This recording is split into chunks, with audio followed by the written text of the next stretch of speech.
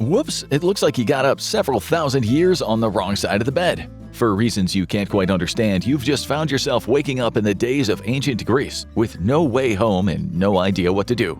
Sure, you might count your blessings and be grateful that of any era in history you ended up in one that is more enlightened and cleaner than the Middle Ages, for example. But being in the birthplace of modern science and mathematics and some of the earliest recorded and longest-lasting philosophy won't be a walk in the park for you. Here's why you wouldn't survive in ancient Greece. Kicking off this list with our first entry, number 11, mystery plagues. Illnesses, especially widespread communicable diseases, might be considered more of a medieval problem, but they were no less common back in ancient Greece. Anyone living in Athens around 430 BC had a 25% chance of a horrible death from a particularly horrible plague, one that historians today still can't quite figure out. Sometime during the Peloponnesian War, while Athens was still under siege, a mystery sickness broke out among the population. Surely it wasn't all that bad though, right? A few weeks of being laid up in bed, runny noses, and upset stomachs for the worst cases. Once it had done the rounds, Athenians would be back on their feet and ready to push back the siege. Wrong. That mystery plague actually lasted from 4.5 to 5 years. Most of the details of the illness were recorded in the writings of Thucydides, an Athenian general, but some of the symptoms he described didn't seem to line up with any recognizable plague. It's thought by some that it could have been either typhus or smallpox. DNA collected by historians from a mass grave in Athens seems to suggest it was typhoid fever. However, the methodology used by these historians in 2006 has been called into question, and more recent suggestions have indicated this mysterious sickness could have even been an outbreak of Ebola. But if you think knowing exactly what you've been infected with would make it any easier to live with it, you would be wrong. According to Thucydides, those contracting the illness suffered intense fevers, severe thirst, their tongues becoming swollen and bloody, as did their throats. But it gets worse. The nastiest of all the victims would have had violent diarrhea. How violent? Well, violent enough to drain the life out of them. Talk about going out on a bum note. As if getting sick wasn't bad enough, if you did, your health would be in the hands of the gods. So you better get praying. Number 10. Is there a doctor in the oikos?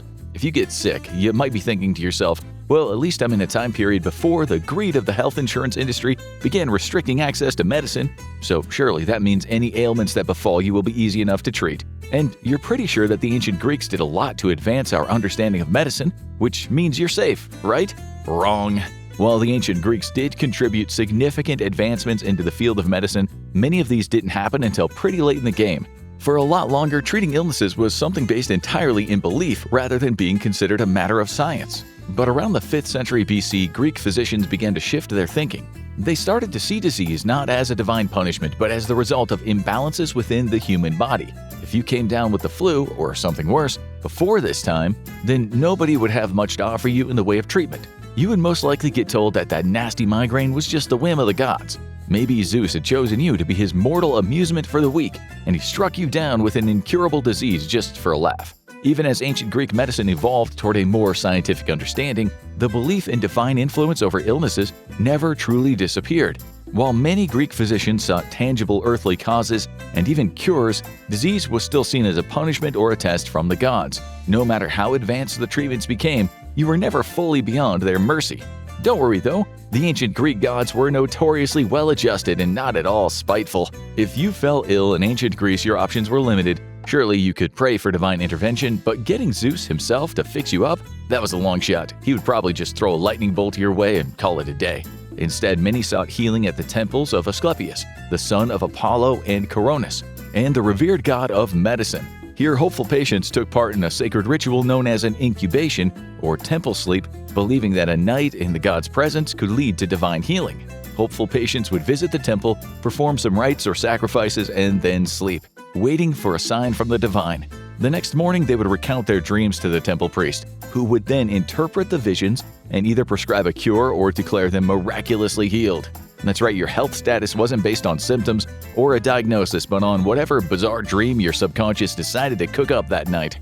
In our next entry, if you thought getting sick sucked, getting surgery might kill you even quicker.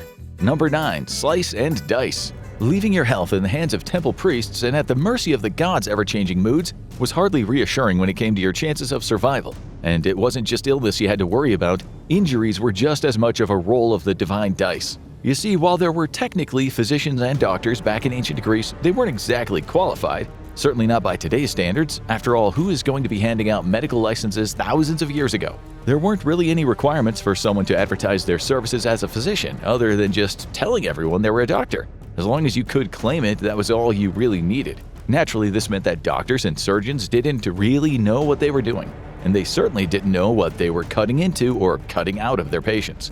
In 2008, archaeologists uncovered an ancient Greek skull near Thessaloniki sporting a pretty glaring abnormality, namely a large hole. While it could have been the result of a horrific workplace accident, the complete lack of healing suggested otherwise. Instead, it was determined that the hole was the aftermath of a complicated and ultimately fatal surgical attempt.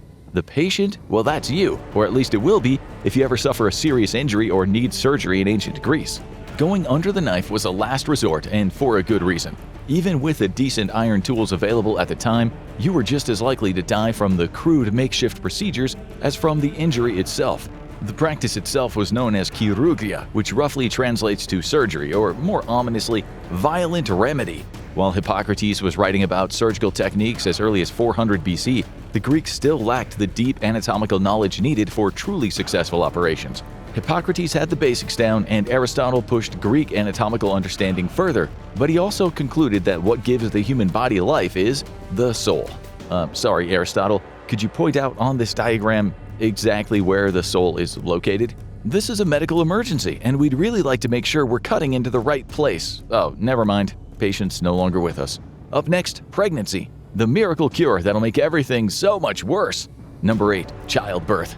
Ladies, if you somehow found yourself in ancient Greece, let's just say the odds would not be in your favor. While the men were off fighting wars on the battlefield, you would be locked in a battle of your own, a war against the sheer lack of understanding the ancient Greeks had about the female body. The Greeks believed that the womb was an entirely separate creature that lived inside a woman. No, really. As a result, it was thought that a number of ailments were caused by a wandering womb when the womb decided to go swanning off to other parts of the body. So, what was the prescribed cure for this? Pregnancy. As we know today, pregnancy can be incredibly dangerous, even life-threatening for both the parent and the baby, thanks to conditions like kidney disease, high blood pressure, or complications during delivery. But in ancient Greece, none of that medical knowledge existed. Worse yet, childbirth was already a high-risk ordeal, made even deadlier by a complete lack of understanding about infections or safe delivery practices. And the ancient Greeks were prescribing pregnancy like over-the-counter painkillers. Fever? Get pregnant. Suffering from insomnia? Yeah, getting pregnant's definitely gonna make sleeping easier. Chronic low back pain? Nothing cures that like carrying around a mass the size of a watermelon for 9 months. And if that wasn't bad enough, if you survived, you would then be stuck with a kid to raise. From prescribed pregnancy to another entry about a terrifying treatment, bleeding. Number 7, bloodletting. Of course, a major downside of getting sick or injured during the days of ancient Greece was the prospect of bleeding. Well, no, not bleeding from your injury, being bled. Many doctors who practiced after the time of Hippocrates and Galen would diagnose their patients according to something called humoral theory. This stated that there were 4 main humors of the human body, and these were blood, phlegm, yellow bile, and black bile. These were thought to be closely linked with not only the 4 seasons, but also the 4 elements: blood for spring and air, phlegm for winter and water, yellow bile for summer and fire, and black bile for autumn and earth. So what did any of this have to do with bleeding, or bloodletting as it was more often called? Well, if you were feeling fine and dandy, well then your 4 humors were considered to be in balance. All would be well and good until you started to feel sick, in which case the cause of these problems could be considered an imbalance of the humors. Fortunately, there existed treatments to correct this imbalance. Unfortunately for you, those treatments could involve you being prescribed a few rounds of bloodletting.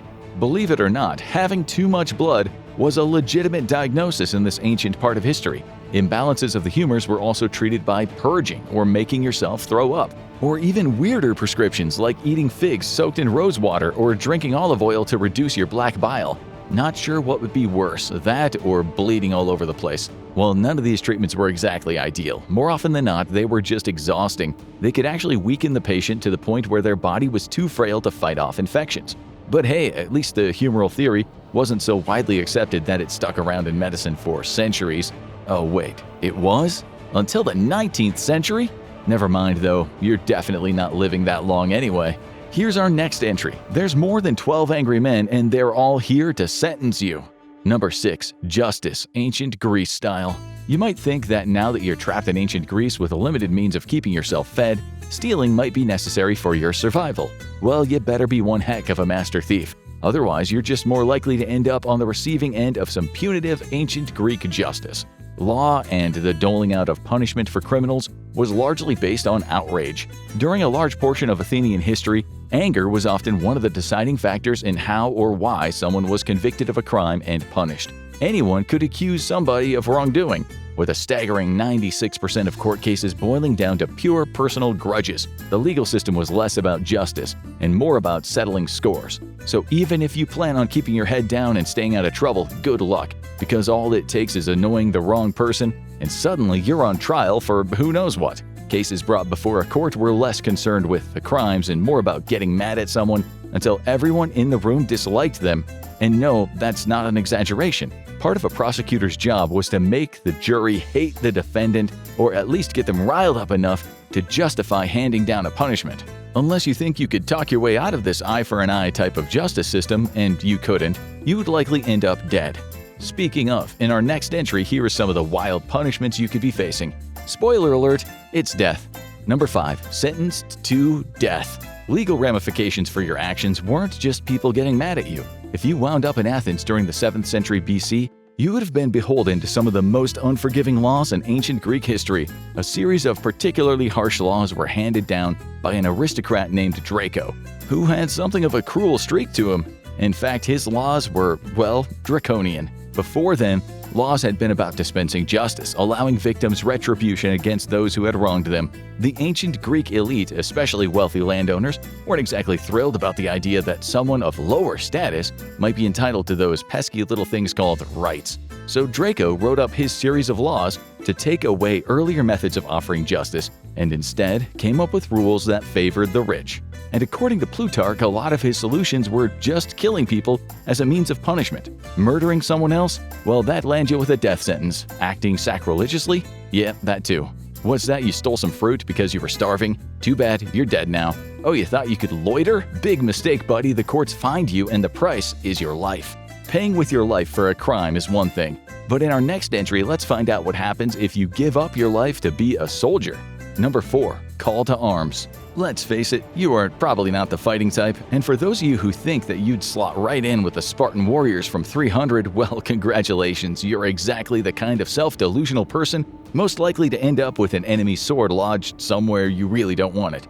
So those of you who know you're not Gerard Butler might find it better to lay low, avoid military service altogether. Conscientious objection. Just find a plot of land, start up a farm, and live a life of pacifism. Yeah, fat chance, buddy. The ancient Greeks went to war a lot, taking on other city-states and peoples with armies whose ranks were filled almost entirely with private citizens, and that included farmers who were pulled away from their farms and conscripted to fight. And as if that wasn't enough to scupper your pacifism plan, you wouldn't just have to join the army and fight, you would also be expected to supply your own weapons and equipment too. This meant that the gear those soldiers had available to them was rarely all that effective at keeping them alive. To make matters worse, and in a way that certainly doesn't help your survival odds, organization of these armies varied wildly. Some lacked anything in the way of structure, chain of command, and they didn't even have insignias or uniforms to identify who they were even fighting for. Take the Athenian army, for example, where your wealth and social status didn't just determine if you had to serve, but also what you were allowed to do once you joined. Citizens who weren't quite at the top of the social pecking order, but weren't too far off, were often conscripted as horsemen simply because they could actually afford horses. One step down were the hoplites drawn from the wealthy middle class who had the privilege of lugging around 70 pounds of weapons, armor, and supplies to the battlefield, all on their own dime. But let's not kid ourselves, that's not you.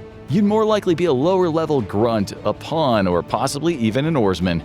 Not exactly commanding your own battalion. That's a job reserved for the richest in ancient Greek society. Still, that is one aspect that'll make you feel like you're back home. Don't worry though, you could be compensated for joining up, provided you survived, that is. Oh, and add insult to injury, soldiers who were pulled into the army's ranks from farms weren't really paid much more than what was needed to cover their expenses. It's not like you could live well off of that paycheck and enjoy a lengthy retirement from service. Next up, this entry covers arguably the most feared army in ancient Greece. Meet the Spartans.